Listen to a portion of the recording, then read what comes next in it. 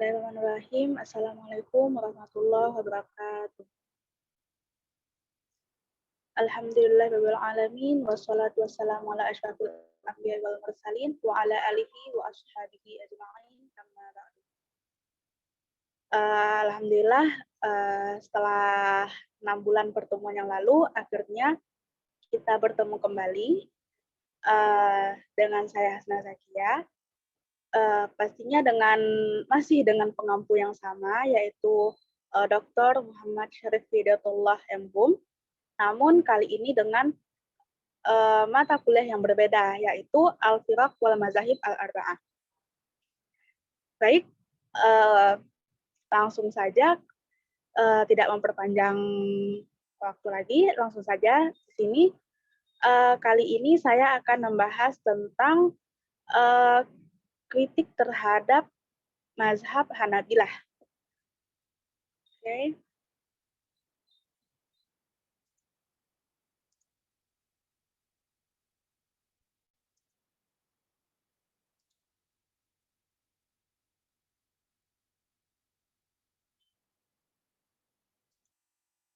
Oke.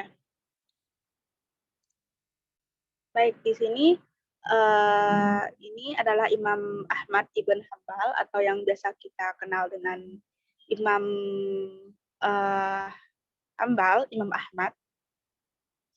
Nah, jadi sebelum kita lebih jauh membahas tentang kritik terhadap mazhab imam ini, kita harus tahu dulu nih tentang biografi dari pendiri dari mazhab ini sendiri gitu. Nah, baik, langsung saja kepada biografinya. Nah, jadi Imam Ahmad ibn Hambal ini memiliki nama lengkap Imam Ahmad ibn Muhammad ibn Hambal ibn Hilal ibn Asad al-Marwazi al-Baghdadi.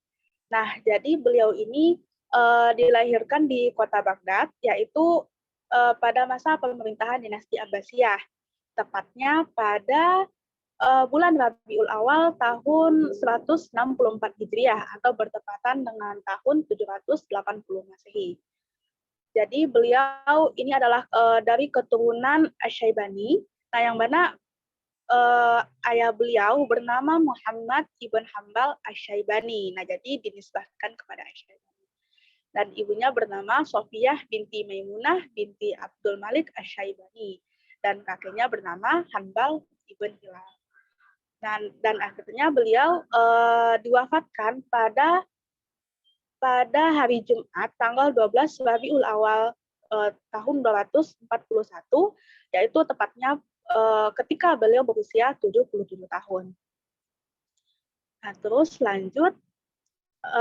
Nah, ini tentang sekilas tentang biografi beliau gitu. Jadi perjalanan hidup beliau dari kecil sampai dewasa. Nah, jadi pada masa kecil beliau ini dibesarkan oleh ibunya dalam keadaan yatim di kota Baghdad. Kemudian Imam Ahmad ini mulai mencintai ilmu pengetahuan dan akhirnya belajar ilmu Al-Quran dan bahasa Arab. Nah, terus lanjut kepada masa muda dari Imam Ahmad ibn Hambal. Jadi beliau ini mulai belajar hadis kepada Hashim ibn Bashar ibn Khazin al-Wasiti. Nah, jadi setelah beliau ini mulai mencintai ilmu pengetahuan, akhirnya beliau ini mulai melakukan rihlah ilmiah ke negeri lain gitu, ke kota-kota lain. Nah, jadi beliau ini melakukan pengembaraan ke pusat-pusat keislaman seperti Baghdad, di Basra, Hijaz, Mekah, dan negeri-negeri lainnya. Serta beliau ini bertemu kurang lebih sekitar 100 orang guru dalam peristiwanya. Nah, lanjut kepada masa dewasa dari Imam Ahmad ibn Hambal. Jadi setelah bertahun-tahun beliau ini di penjara, akhirnya beliau ini dibebaskan. Nah, jadi jadi Imam Ahmad ini sempat mengatakan bahwasanya Al-Quran itu qadim. Jadi Imam Ahmad ini mengatakan Al-Quran itu qadim, akhirnya ditentanglah oleh pemerintahan pada saat itu. Nah, jadi Imam Ahmad ini tidak mau mengubah keyakinannya ya, untuk mengatakan bahwasanya Al-Quran itu Al-Quran itu makhluk. Al-Quran itu makhluk. Nah, akhirnya karena tidak mau mengikuti pemerintahan pada saat itu, akhirnya Imam Ahmad ini dimasukkan ke penjara, dan setelah bertahun-tahun di penjara akhirnya dibebaskan, dan beliau jatuh sakit dan meninggal pada usia 7 tahun pada tanggal 12 Rabiul Awal tahun 241 Hijriah di kota Baghdad. Oke, langsung saja kepada kritik terhadap mazhab Hanabilah. Nah, jadi di sini saya menggunakan analisis SWOT untuk mempermudah kali ya. Nah, jadi di sini saya menggunakan analisis SWOT dan akan membagi di sini ada strength, weakness, opportunity, dan threat. Nah, jadi untuk strength dari analisis SWOT kali ini adalah yang yaitu untuk yang mana Imam Ahmad ini lebih mengutamakan nas. Nah, yang mana berujung kepada hukum-hukum itu mudah diingat. Nah, jadi Imam Ahmad ibn Hambal ini lebih suka mengumpulkan hadis-hadis gitu. Nah, yang mana hal ini berimplikasi kepada cara beliau menggunakan fatwa-fatwa untuk menjawab dan menyelesaikan problematika umat yang terjadi pada saat itu. Nah, jadi Imam Ahmad ini memiliki hafalan kurang lebih sekitar 30.000 hadis. Nah, jadi sehingga beliau itu lebih memprioritaskan hadis atau nas dibandingkan daripada hukum-hukum lainnya. Nah, jadi sebagaimana yang kita ketahui bahwasanya metode hukum yang digunakan oleh Imam Ahmad ibn Hambal itu sendiri ada 5 ya. Itu yang pertama Al-Quran dan hadis. Nah, yang mana ini sejalan dengan imam-imam yang lainnya. Yang kedua itu adalah fatwa sahabat yang ittifaq. Nah, dan yang ketiga itu adalah fatwa sahabat yang masih diperselisihkan. Nah, jadi seandainya terdapat nih antara dua fatwa yang masih diperselisihkan, maka Imam Ahmad akan menggunakan fatwa yang lebih cocok atau yang lebih mendekati kepada nas-nas.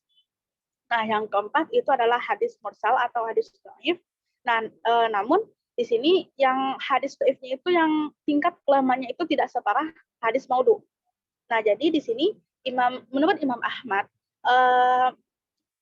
mengamalkan hadis dhaif dalam hal fadailul amal itu masih dapat diterima, itu sah-sah saja. Tapi kalau dalam hal syariat, dalam hal ibadah itu Imam Ahmad tetap menggunakan hadis-hadis yang sahih. Dan metode hukum yang kelima yaitu kias. Nah, jadi dari kelima istinbat hukum di atas, jadi jelas bahwasanya Imam Ahmad ini lebih mengedepankan sumber hukum dibandingkan hukum-hukum yang lainnya begitu. Nah, jadi beliau ini lebih menyempitkan alhasil beliau ini lebih menyempitkan ruang dalam berijtihad. Nah, dan ini berbeda dengan imam-imam yang lainnya, seperti Imam Asy-Syafi'i yang lebih yang membolehkan untuk berijtihad begitu. Nah, jadi karena beliau ini lebih mengutamakan nas yang terus menyempitkan ruang dalam berijtihad, alhasil hukum-hukum yang ada pada saat itu lebih mudah untuk diingat. Nah, itu mungkin kekuatan dari strength dari mazhab Hanabilah itu sendiri. Hanabilah itu sendiri. Yang kedua itu ada weakness, kelemahan dari mazhab Hanabilah. Nah, jadi hukum yang ada pada mazhab Hanabilah itu adalah hukum yang paten. Nah, sehingga mereka itu tekstual dalam memahami nas-nas dan riwayat.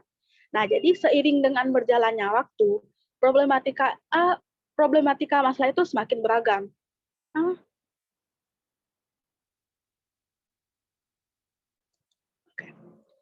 Jadi seiring berjalannya waktu, problematika masalah itu semakin beragam. Jadi juga banyak hal-hal yang muncul, hal-hal baru yang muncul. Nah, tetapi hukum menurut Imam Ahmad itu ya masih stagnan, tetap gitu, paten. Nah, karena beliau itu lebih mengedepankan nas-nas yang ada. Nah, dan seperti yang dibilang sebelumnya bahwasanya beliau itu menyempitkan ruang ijtihad. Nah, alhasil pengikut dari mazhab Imam Ahmad atau mazhab Hanabilah ini, mereka itu cenderung tekstual dalam memahami riwayat-riwayat dan nas-nas yang mana disandarkan kepada sahabat dan para tabi'in. Nah, jadi itu adalah kelemahannya. Jadi karena mereka itu hukumnya itu paten, akhirnya memahami nas itu secara tekstual saja. Nah, lanjut kepada opportunities atau peluang dari mazhab Hanabilah itu sendiri, yaitu ulama mujtahid yang ahli dan thiqah. Jadi Imam Ahmad itu adalah ulama mujtahid yang ahli dan thiqah yang mempunyai banyak guru dan murid. Nah, sehingga mazhab ini berkembang ke berbagai daerah. Nah, jadi sebagai seorang ulama mujtahid dan juga seorang ahli hadis yang thiqah, jadi beliau ini terkenal sebagai mujaddid, seorang mujaddid Islam atau pembaru Islam pada abad kedua Hijriah, pada abad kedua. Nah, jadi sejak kecil beliau ini sudah mulai melakukan risalah ilmiah ke berbagai tempat, yaitu seperti ke Kufah, Basrah, Hijaz, Mekah, Madinah, Syam, dan daerah-daerah lainnya. Nah, jadi banyaknya tempat-tempat yang beliau kunjungi, pastinya juga banyak guru-guru yang beliau yang mana beliau belajar kepadanya.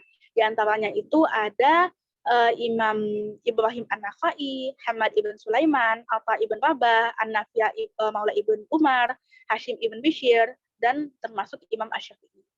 Nah, jadi hal inilah yang menjadi peluang bagi mazhab Imam Abu Hanifah untuk populer. Nah, kenapa? Karena pastinya dengan kepandaian Imam Ahmad yang tinggi, kezuhudan Imam Ahmad, kealimannya, jadi beliau ini juga mempunyai banyak murid. Nah, di antara murid-murid beliau adalah Abu Yusuf Ibrahim Al-Ansari, Zufar ibn Zuhal Al-Qais Al-Kufi, Muhammad ibn Hasan Al-Farqat Asy-Syaibani, Hasan ibn Ziyad Al-Lu'lu Al-Kufi Maula Al-Ansari. Nah, jadi inilah awal mulai berkembangnya mazhab Hanabilah itu sendiri. Jadi berkembang dan semakin berkembang, apalagi pada masa kekhalifahan Abbasiyah. Nah, di mana pada masa kekhalifahan Abbasiyah, mazhab Imam Hanabilah itu dijadikan sebagai mazhab resmi pemerintah. Jadi itulah peluang dari mazhab opportunities dari mazhab Imam Hanabilah. Nah, lanjut kepada threat atau ancaman terhadap mazhab itu sendiri. Nah, yaitu tidak diperbolehkannya menulis sesuatu kecuali itu telah dipastikan berasal dari Imam Ahmad sendiri. Nah, yang mana hal ini berujung pada tidak adanya rujukan yang dapat digunakan dan alhasil penyebaran pun hanya sebatas dari lisan para murid-muridnya saja. Nah, jadi ketika usia 40 tahun, Imam Ahmad mulai mendirikan suatu majelis. Jadi sebelumnya juga telah juga telah mengajar. Nah, tetapi ketika di usia 40 tahun, Imam Ahmad ini mulai mendirikan suatu majelis. Jadi beliau dalam menuntut dan mengajarkan ilmu, jadi Imam Ahmad ini lebih percaya, lebih mengandalkan catatan dibandingkan dengan hafalan. Nah, meskipun orang-orang itu mengakui bahwasanya lebih mengakui terhadap daya hafal Imam Ahmad itu tidak mungkin salah gitu. Nah, tetapi tetap saja para muridnya itu dilarang untuk menulis hadis setelah dipastikan. Jadi para muridnya itu dilarang untuk menulis hadis kecuali setelah dipastikan itu benar-benar berasal dari Imam Ahmad itu sendiri. Dan akan tetapi Imam Ahmad melarang, dan juga Imam Ahmad itu melarang mencatat fatwa-fatwa dan fatwa dari yang berasal dari orang lain. Nah, ini mungkin sebagai ihtiyat terhadap banyaknya paham yang salah yang muncul ketika itu, yang muncul di kala itu. Nah, oleh karena itu tidak adanya koleksi fatwa Imam Ahmad yang ditulis sendiri ataupun tidak adanya dikte dari para muridnya. Nah, inilah yang menjadi ancaman untuk berkembangnya mazhab ini di kalangan masyarakat, karena tidak adanya rujukan yang dapat digunakan, tidak adanya rujukan yang tetap yang pasti untuk digunakan. Nah, namun untungnya murid dari Imam Ahmad ini berhasil untuk membuat karya tulis yang mana yang diterima dari Imam Ahmad, yang dikarang kemudian dinisbatkan kepada Imam Ahmad itu sendiri. Nah, serta yang menjadi suatu trait dari mazhab ini adalah minimnya warisan tertulis fikih Imam Ahmad. Nah, yang menjadikan penyebaran mazhab ini pun dilakukan ya melalui pengikutnya saja gitu. Jadi hanya sebatas lisan-lisan. Jadi melalui murid-murid Imam Ahmad akhirnya barulah bisa berkembang. Nah, mungkin ini karena minimnya satu rujukan tadi gitu. Mungkin bisa menjadi ancaman bagi mazhab untuk berkembangnya mazhab itu sendiri. Mungkin baik, mungkin itu sekian dari saya. Mungkin terlebih dan terkurang saya mohon maaf atas kesalahannya. Maaf, wallahu muwaffiq. Assalamualaikum warahmatullahi wabarakatuh.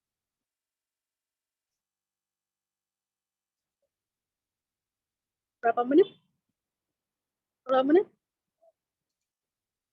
Soalnya nggak sampai 15 menit.